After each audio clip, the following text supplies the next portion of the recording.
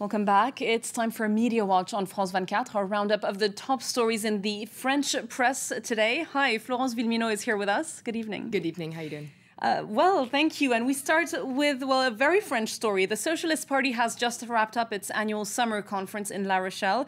The French press was expecting something of a political hurricane. That didn't happen at all. A political hurricane. It sounds like a familiar story to what we've been hearing in the press. We're going to start off by looking at Rue 89.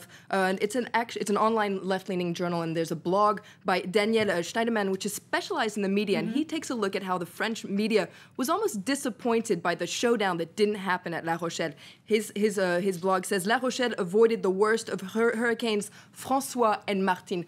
François being François Hollande, Martine being Martine Aubry, the two leading, I guess you could say, leading socialist candidates in the for the primary to the 2012 presidential election. Now, according to him, a lot of the press was hoping that they would tear each other apart. They were really hoping for a good fight. They were thirsty for blood, sort of. Absolutely, they were hoping for a good show. And according to them, they were devastated. And he says that this was a major letdown. Now, the Nouvel Observateur takes a look at the lessons that were learned at this annual meeting. He says who won, who lost, and why did a fight never break out? Now, according to this article in the Nouvel Observateur, it compares the annual gathering to a heavily medicated birth. It's kind of a weird comparison. So no pain, no blood, no tears. And it sees how both François Hollande and Martine Aubry came out looking. Now, François Hollande came out. He wanted to come across as a new man. Or previously, he wanted to come out as just an average Joe. This time, it says that he managed to come out describing himself as a new man. Martine Aubry wanted to show her strength. Both managed to achieve what they wanted, but things never turned sour between the two and the article likens them to two calm parents. And with such calm parents, the Socialist Party behaved itself well. So a very civilized annual gathering there at La Rochelle. But absolutely. Not very good for, it's not a good story, is it? Well, I think the press was looking for a little bit more juicy details, definitely. Exactly. And Martine Aubry also continued her show of strength today by visiting the town of Marseille. She's really on a campaign. She's definitely on a campaign. It was an act of defiance, according to Le Monde, towards Claude Guéant, the Minister of the Interior here. Now, her timing was very well calculated indeed. They were both there for the inauguration of Marseille's new prefect, which is the equivalent, I guess, of a town commissioner. His name is Alain Gardère. It's the city's third prefect in less than 2 years. Now, according to Martine Aubry, this rapid turnover of prefects is proof that Nicolas Sarkozy's security policy is a complete fiasco. Now, it was an unexpected visit for Aubry, and many say that she was there to crash Guéant's party. Now, she is vowed to be the president of security for all French people, and Libération also looks at this party. They wonder if this is the end of a taboo for the Socialist Party, because... Right, it's traditionally been a right-wing theme, hasn't it? Absolutely. This issue of security, and most of all, how to fight against insecurity, has, as you said, been a right-wing theme and very controversial and explosive topic within the Socialist Party. And by talking about this question of security, according to Libération, it shows that this is no longer a taboo for the Socialist Party now. According to the right wing, of course, her visit was just a publicity stunt. All right, so it seems she was definitely driving that point home in Marseille today.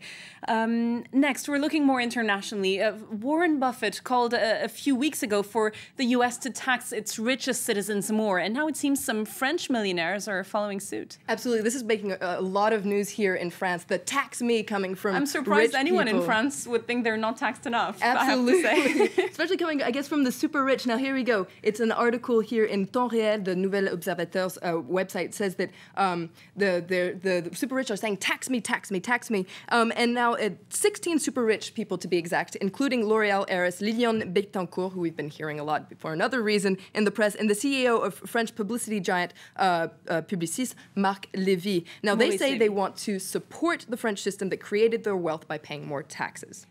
That hasn't convinced everyone here, has it? It sure hasn't. We're going to take a look at In Mediapart by Hélène Plenel, who says she doesn't buy it. She says that this is a big smokescreen. Basically, by taxing this small minority of super rich, the government is diverting attention away from the austerity measures that the great majority are going to have to suffer.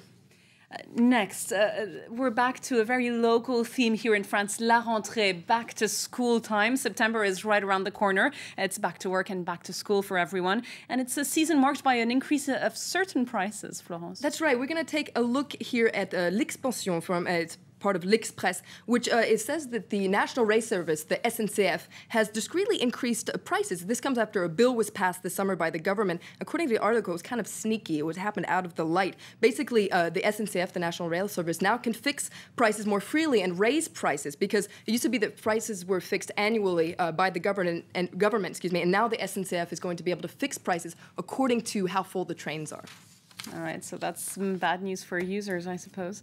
And lastly, prices on the rise. That's one theme you've pointed out. And according to you, it could help explain why some senior citizens are resorting to a life of crime. Tell us more. It's kind of a surprising story. And this is actually on the website of Europe 1. The radio has an investigation into what it calls elderly delinquents. Now, les papis du crime in French. The grandpas of crime. Absolutely. And then you see quite a striking photo of the Mad Hatters, which was a group of women in the United States who were robbing supermarkets, allegedly. Now, it also investigates a recent incident here in France. An old man robbed a casino, and he made off with 7,500 euros before being killed in a shootout. Other incidents, including drug dealers, old people dealing drugs. According to this article, a lot of them say that's their only way to be able to survive in this economic context. Thanks very much for that. A bit of a quirky story there. We'll keep an eye on that. Thanks, Florence Villeminot. That was Media Watch on France 24. Stay tuned. Web News is up next, our roundup of the top internet content of the day. Stay with us.